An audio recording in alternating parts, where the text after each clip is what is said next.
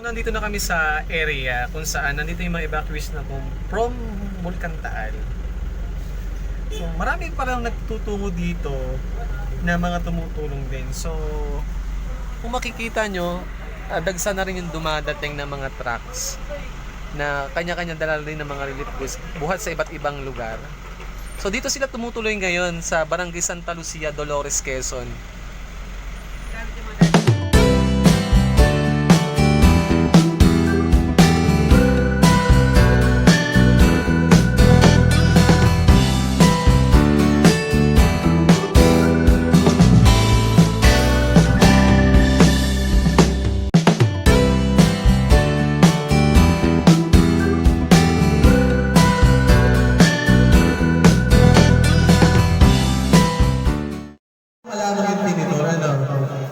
So, bago tayo kumain, magpapakilala muna kami.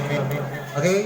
So, kami pala ay grupo buhat sa Ginyangan, Quezon.